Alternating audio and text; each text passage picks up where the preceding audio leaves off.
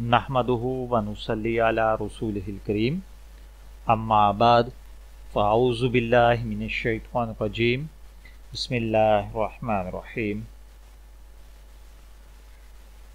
आजकल हम मुसलमान शादी ब्याह की जो अहकामात हैं उनको सुन्नत के मुताबिक करने की बजाय हमारी कोशिश ये होती है कि हर वो अमर हर वो काम किया जाए जो जायज़ हो या नाजायज़ हो।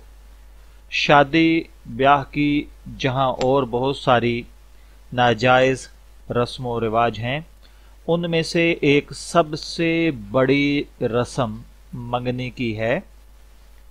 मंगनी की अगर शरई हैसियत देखी जाए तो इसके ऊपर मैं पहले भी एक वीडियो बना चुका हूँ।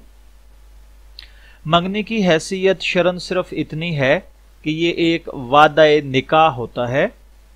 इसके लिए कोई मुस्तकिल दावत करना शरीयत इस्लाम में ज़रूरी नहीं है, ना इसका कोई हुक्म है, ना इसके लिए कोई बाकायदा ढिंढोरा पीटना और ये सब कुछ होता है, बल्कि इसके उलट हमारे यहाँ मंगनी एक मुस्तकिल अलग रस्म बन गई है।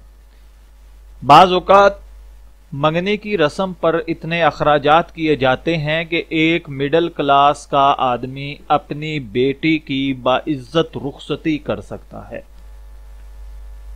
इसके लिए जो रस्म व रवाज हैं उनमें यह है कि यह जरूरी समझा जाता है कि तरफैन के तमाम रिश्तेदारों को मदऊ किया जाए। अगर किसी वजह से एक तरफ के शुराका कम हों तो ताना देते हैं कि ये तो दुमकटे हैं, ये नकटे हैं, नाक कटे हैं, इनका तो कोई रिश्तेदार ही नहीं। दो तीन आदमी मुंह उठाकर चोरों की तरह आ गए, वगैरह वगैरह वगैरह। इसको रस्म के तौर पर अदा करने में और इसमें शामिल होने जैसे कामों से इज्तिनाब करना चाहिए।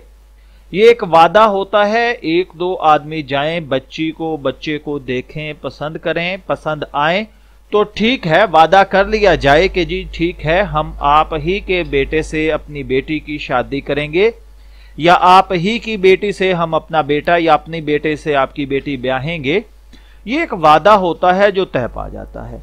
अब इसके लिए ये इतने लंबे चौड़े अखराजात का करना, लंबी चौड़ी दावतें करना, तोहफे तहाइफ का देना, उसमें कपड़ा साजो सामान देना, उसमें मिठाई के टोकरे और जेवर और न जाने क्या क्या कुछ देना, ये सब फजूल रसूमात हैं। इनका शरा के साथ कोई ताल्लुक नहीं। अगर कोई शरा के अहकामात समझकर करता है तो ये गलत है। मैं दुआ गो हूं कि अल्लाह ताला हमें इन नाजायज रसूम से बचने की तौफीक अता फरमाए। वमा अलैना इल्लल बलागुल मुबीन।